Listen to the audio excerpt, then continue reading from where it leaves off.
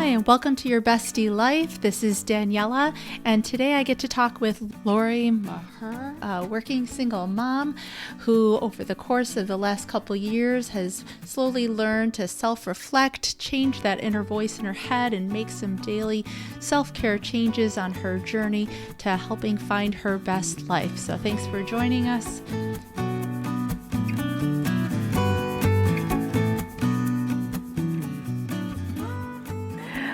Hi, and welcome to the D Life. This is Daniela, and thank you so much again for joining us. I'm here today with Laurie, an amazing woman, working single mom and a professional who's going to share with us how, being able to re-examine how she thinks about herself, and that self-talk in her head is part of her self-care, and just how to get through some of the day-to-day stuff when you're dealing with different life challenges. So thank you so much, Laurie, for being here today. Hi, thanks for having me.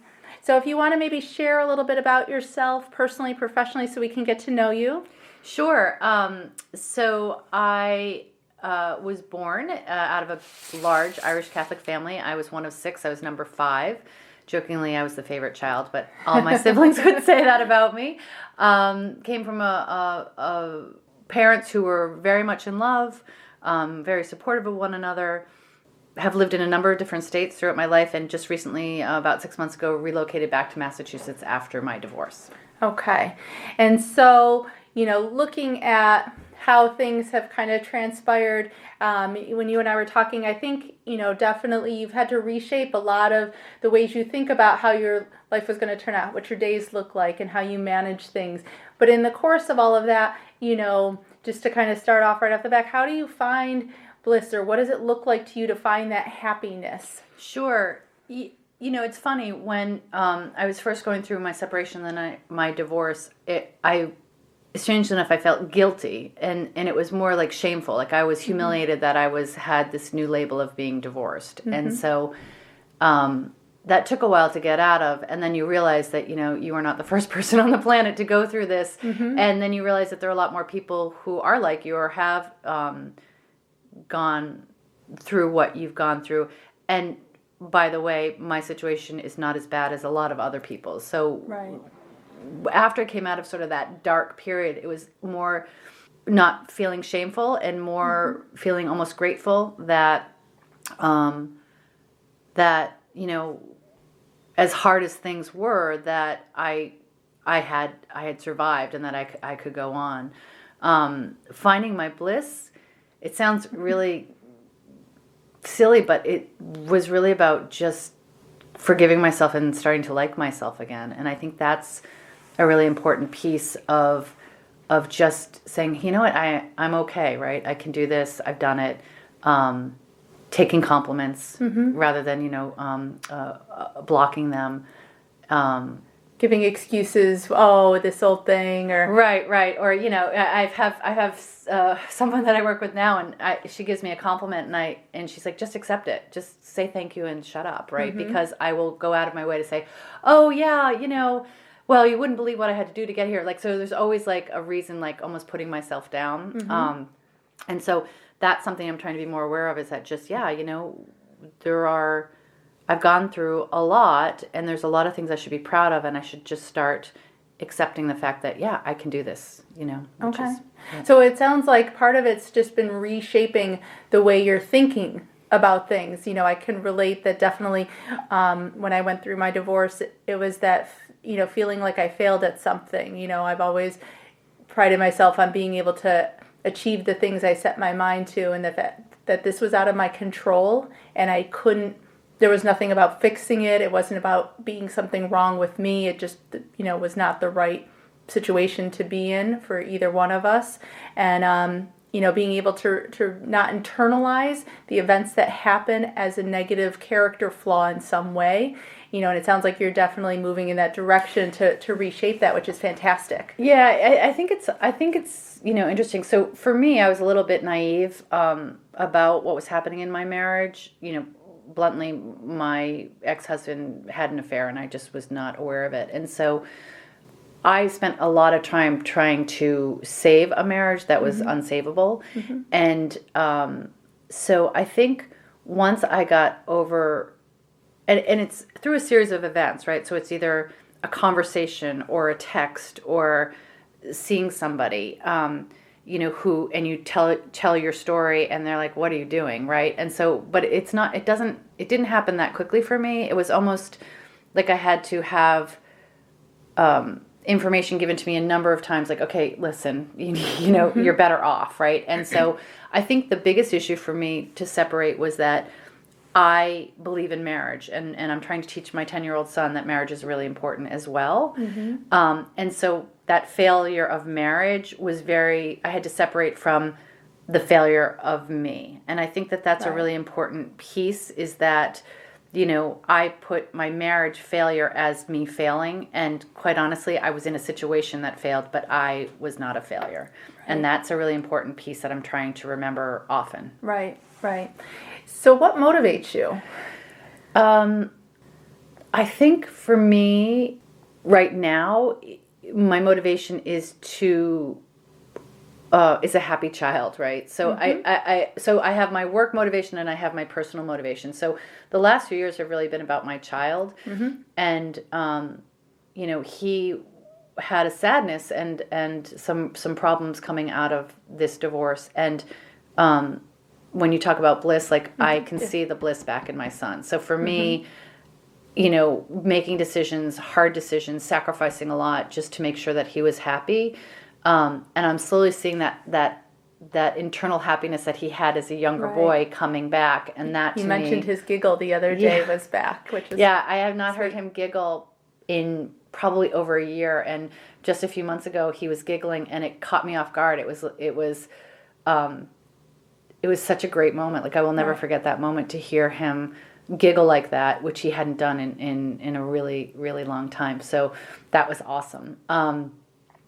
From a work standpoint, and we can probably talk about this a little bit later on, but from work, my motivation is just to show up every day and do the right thing. So do you want to share quickly just what you do? Because I'm sure many of our listeners might not realize how amazing you are. And it's funny because, I don't think I'm amazing. And so that's an interesting, it's interesting that you say that, but I think I've done amazing things. So I'm the head of talent acquisition, so recruiting for a global sports company. And I've been with the company about 8 or 9 months, relocated back to Massachusetts for this opportunity. And after being the head of another global company as well. Right. That's true, in Western New York. So I did not start off my career as a recruiter. I actually started off in banking and finance. I was actually a commodities trader early. Then I ran sort of the marketing area for a asset firm here in Boston. I then worked for in financial services and insurance. I actually spent a few years in the food industry, and now I'm in sports. And so for my career, it doesn't really matter what industry you're in. It's really just about finding talent. And so this job, again, 9 months new, but it coming home to Massachusetts, this job also feels like home. And I think that's a really important part as well. Right. So what would you say are the things that stress you out? I never have enough time. And I have joked over the years, whether it's people I work with or people that have worked for me, I need to make that t-shirt that says, 5 minutes late. Right. And it's funny because I am always 5 minutes late, and I know I am, and I try not to, but if I have 5 minutes in between meetings, I'm going to make a phone call or I'm going to try to check something off my list. And so I actually, that's what I stress myself out, right? Like if I just were to take a slower walk to the next meeting rather than trying to do something on my phone or send an email, I probably would be sane. Okay. But that stresses me out. The other thing that stresses me out, so I'm trying to do work and personal, is getting to my son. So if I have to pick him up at school, or if I have to pick him up from something, again, I'm always late. But that I think, and when you ask me this question, I think when I feel most stressed out, it's in my car. Okay. Racing from one place to another. So I'm working on that too, just sort of silent and peaceful and not feeling like I have to rush. So I'm over 50, and just in the last 2 months, I walk my dog every morning, which is my favorite part of the day. And then I would come home and just get busy, busy, busy. And now I'm making myself a cup of coffee. And even if I only drink half of the cup, right, I'm making sure I sit down. And that's brand new for me, and it's uncomfortable. But I'm trying to retrain myself. Like, you know what? You have the time. Just give yourself that few minutes of reflection. That's fantastic. And that's definitely, I think part of the self-care practice that we talk about is, it's about building those little small, snippets of routine and habit that bring you that peace and bring you that joy throughout your day. It's not the big monumental, spa day, house redo, those kind of things, but those little moments of joy every day. It's interesting how you talk about your car as bringing you stress, because in a side conversation you had also shared with me, though, that it's also a time that brings you some connection, especially with your son. And I think in general, as women and as moms and just in life, we all spend so much time in our cars, than we used to, and to kind of maybe reframe what that time is like, that it's not just a means to an end always, but it can have a purpose, when it comes to maybe having those conversations with people because you have their undivided attention, or, being able to listen to a song that you like, or a podcast, or, It's funny that you say that. So some of the most significant conversations I've had with my son since his father and I have split up have been in the car, and most of them in the driveway, right? So we're stopped and he's about to go in the house, and I'm like, okay, hold on. And I use that moment. And again, jokingly, he's sort of strapped into a seatbelt so he can't get away. But he doesn't have to look me in the eye, and he's not distracted, and neither am I. And we have had some really, really good conversations. And I'll also tell you, some of the sweetest moments with him is that if we're driving in the car, he'll just reach over and touch my hand, and it's not a conscious thing that he does, but it's just fantastic when it happens. And so the car has kind of been that. More recently, it's been listening to some of this awful new music that he and his friends have discovered, and so he'll play DJ in the car, which is fine. But yeah, it's a safe place for us, I guess. Right. Which makes sense. No, absolutely. So that's good, though, that you're, even if you forgive yourself for not having it, down the way you would like it to yet, that you're conscious of it and you're making those changes. Time management, I think, is a theme I've heard, from so many women, that, that's where I think re-looking at our self-care, re-looking at how we manage things, looking at how you manage your time, to kind of bring in something else we talked about when it comes to how you organize it, and reshifting, having gone from being possibly a list person at one point in your life to trying to get away for that for whatever reason, and now maybe re-exposing yourself to your authentic you and what worked for you and what brought you peace. If you want to share a little bit about that. Sure. When I had my son in therapy, and he still's in therapy, and probably will be, as I will, and I'm put out a plug for therapy. I think it's great. Absolutely. Absolutely. We all, I think, can use that connection and that talking to without stigma, judgment. That's right. Mental health for everyone, because we all have minds and they all go to different places, and we just need to take care of ourselves we would any other part of our body. But go on. And thanks, and I couldn't agree with you more. And I think what's interesting is that whether it be teachers or school counselors or therapists are like, your son needs a routine. And so, and it's true, if children have a routine, especially, younger ages, it just balances things, right? And particularly if you're going through unrest or flux. And so my son's routine really helped him stay together, right? So, that's great advice, but of course I never took it for myself. So I started a routine, a little bit later than my son, but it's really important for me to have that same routine because it keeps things going. So, I wake up in the morning, no matter what, the dog gets walked, right? No matter what the weather. I come home, lunch has to be made, wake up my son, give him a 10-minute warning, jump in the shower, get out of the shower, another 10-minute warning. It's like my day is very, very regimented. Drop him off at school, go to work, what have you. I also, to your point, I was a big checklist maker. And believe it or not, it was my now ex-husband, who always criticized me for my checklist. Like, you've got to, he's like, you always have to have things in your head and, check things off. And so I actually took that as a negative.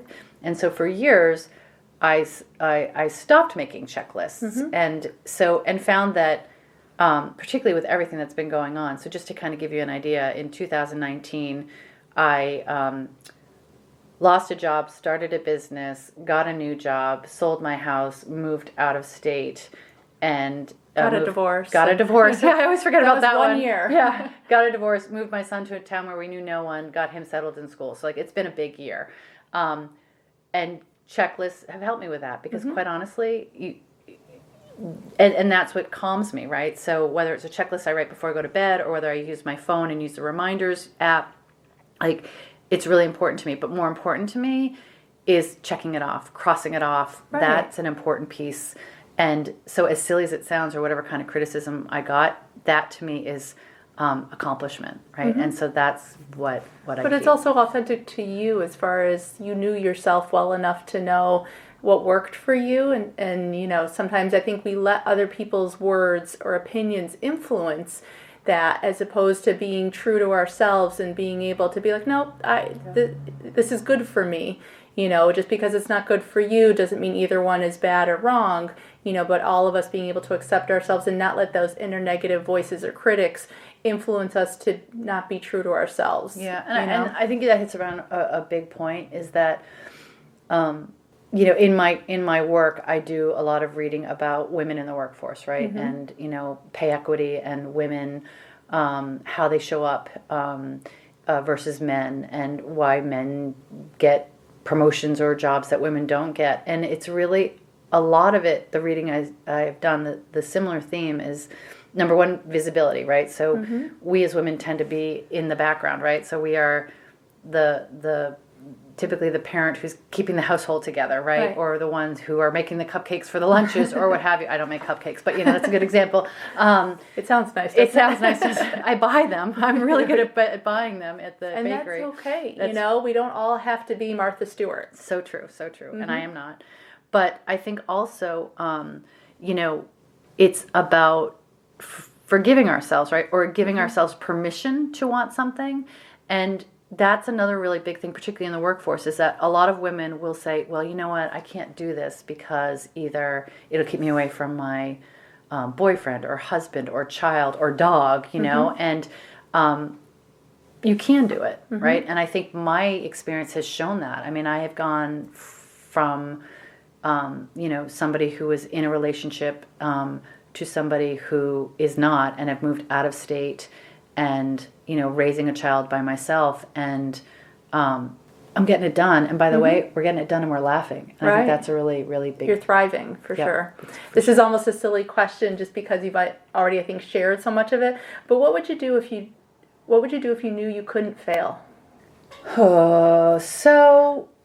Because I think fear sometimes, fear of failure holds us back from really going for it. I think I would have more honest conversations. So, I come from a big family and we all talk behind one another's backs, and it's all out of love, but still, like, I think there are often times where I wish I had said something, whether it be to a friend or a coworker or a family member or even, a neighbor, right? And so I think sometimes, without being insulting, obviously, but I think sometimes I've missed opportunities to say things that I want to, and then it sits with me. Right. And so I think that if I could not fail, meaning like I could not worry about what many people react or think about what I've said, then I think I would have more honest conversations. Okay. What would you say people think you kind of really have together, but inside you don't feel like you do? Everything. It's funny. I was so I've moved to this small town, and I've met some incredibly wonderful people, and they all think I have my together, and I think we can swear her too. We're okay. Okay. So my shit together, and I do not. I mean, I do, but I don't feel that way. So,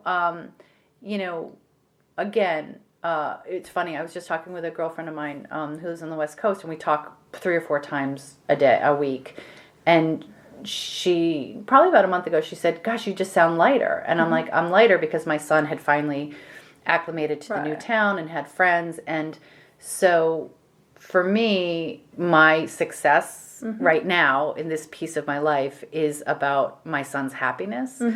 And so, so that's working.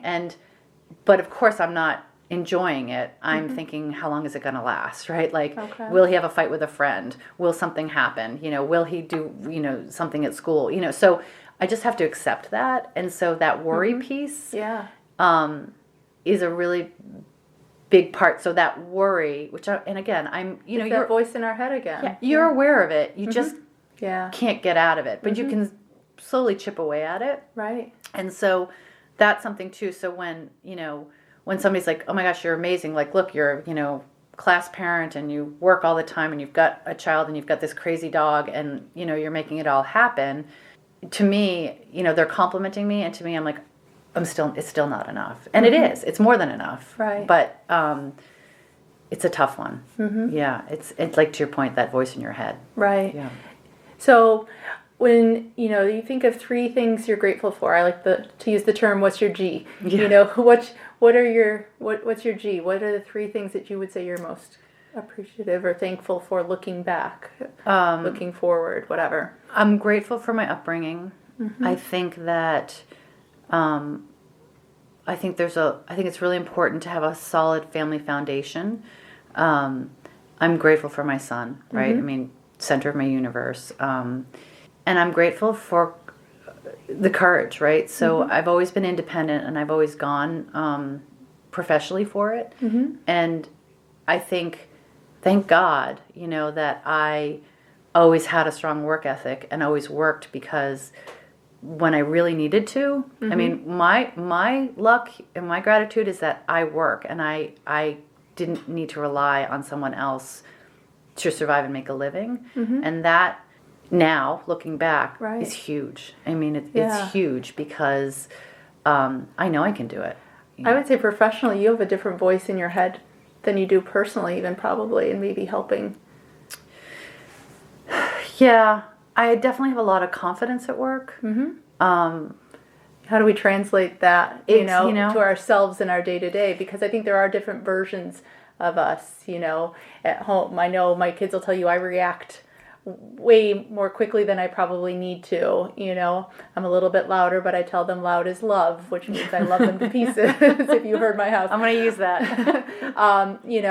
And in my job, I'm able to, sit and not react and do things. And it's like, how am I not able to balance those traits that obviously I carry and have within me, to those various settings or different parts of my life. And it's, I think, a struggle we all sometimes deal with, that we can put on our face and people see us one way and not even realize, and not that they need to know all of our stuff every single day, but to be able to take the strengths from one setting and carry it over to all those other ones. It's funny that you say that, because it's true. So, and for me, it's really been in relationships. So I have friends who, from a few years ago, who used to tease me that I would become whoever I was dating, right? So like, if they liked a certain thing, I may never have known what it was, but I would have picked up the habits, you know? And so I think at work, the difference is that it's just about me, right? And it's about what I'm doing. So it's not about what my family or my friends or, old boyfriends or ex-husbands have thought about me. It's about what I have no concerns about how I show up in the workplace. Right. I could probably be a little bit softer because I'm pretty direct, but other than that, and again, think about it, with work, you're being judged. You have performance reviews, you know that you have to get the work done, you know that doing A and B is going to get you C, which is your outcome or your goal. Sounds simple, you should just do that in your personal life, but who's going to do that, right? Easier said than done. And so, I know the metrics of work. I don't know the metrics of my personal life, if that makes sense. And I think that's part of self-care is, we spend so much time learning our jobs, learning these crafts and trades, and yet to know ourselves, to take that time to really be that self-reflective, learn about ourselves, learn our strengths and weaknesses, likes and dislikes, and be able to then translate into skills to help us in our personal life as much as professionally. It's just not valued even in society, I think, from a time perspective. And, I think that's I think the trend, though, is to start to go more in that direction, which is why we're doing all of this. I think you're right. And, it's interesting. When I took this role here in Massachusetts, it was very important to me for the first time not to take the job for the job, but to take the job for the boss. Right. And so I needed to know, and I made it very clear from the interview, and I've never done this before because I've never brought my personal into my professional, but I made it really clear, like, okay, I'm a single mom. Mm-hmm. My son's my priority. Right. So every day at 3 o'clock, my son calls me when he's walking out of the school, home to the babysitter. And that's our moment, right? Like one of my favorite parts of the day. But it doesn't matter who I'm with. When my phone beeps, I get up and everybody knows that's what I'm doing. And it could be a quick, hey, buddy, how you doing? Or it could be talking about homework or something else. But I made that really clear. Right. And so that was a really important piece for me. And as a recruiter and an HR professional, I would say to any woman going back in the workforce that has children or has older parents or has some sort of care situation that, you have to use your voice. And, when you say, like, what's different, like, that's different. That's great. It's so powerful, right? To, like, go in and set the precedent before I even started that, hey, you know what, I have a 10-year-old, we're in a new town where he's going to need me. And by the way, no matter what. And what it's also done is my son totally gets it. Like, he knows that I will drop everything for him. That's been a bit of my transition. Okay. Which sounds, like, well, why wouldn't you put your son first? But you just don't. Right. You just don't. And so. Just because of what's valued, I think, in the workplace sometimes right. and in society is that, we're just this one-dimensional. It's so true. And it's huge, right? Because I'm still doing exactly what I was doing. I'm still getting the work done. I'm still, putting in hours after I put him to bed or before he gets up in the morning. But I'm making it really clear that in the hours that he's awake, he's my priority. Right. And that's really a big thing. A girlfriend of mine, she kind of termed it as her, quote, and. We don't have to be just one thing. We can be this and this. That's and, there isn't a limit of what we're capable of, and that's okay. Yep, agreed. It's good. So, it's one of the themes that's kind of carried throughout when we've talked about time. What would you do if you had more time? If you had a 28-hour day or a 26-hour day, what would you do with that extra time? I grew up an avid reader. I would read more. Okay. Now what I do is I listen to... Audibles? Yeah, Audibles, right? In the car. And so still great. Love that I have it. But, like, I would love to just sit and read a book, right? And in my voice... I think what's funny is I have turned off Audibles because I don't like the sound of the of the narrator's voice, and so I think that's. And as a child growing up reading, you always created characters, which is why I also never like to go see a movie after I've read the book, or even before for sure. So I would read more.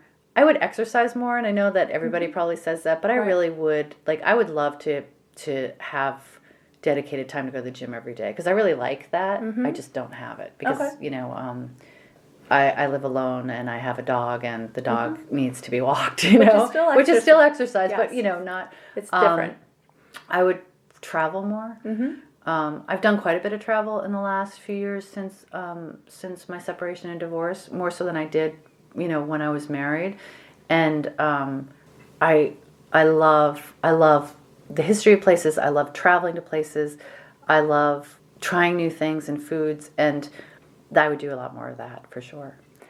Also, what would you say would be your power song that if you were kind of a little down, needed to get pumped up, what would it be? So, I have one, and my girlfriend sent it to me when I was going through my divorce, and it's called I Am Here. By Pink. Yes. I listen to that every single morning. They played that when we went to go see Glennon Doyle and Abby Wambach up in Toronto. That's right. And yes. Oh my God, you might have been the girlfriend who told me to listen to it. I am that friend. So full circle. So that's a fantastic song. So thank you for sharing that as well. You're welcome. Okay. Yeah. Well, I love your insight and your self-awareness of, that we're all works in progress, Laurie. And, you're doing an amazing job making those small self-care changes. I think acknowledging them as part of your self-care gives it that benefit alone and that intention to keep growing and for all of us to keep changing and connecting and talking so that we are helping to build that support and that network to be our best selves and to find our bliss. So thank you, Laurie, again for joining us. Thank you so much. And thanks everyone, and we'll talk to you soon.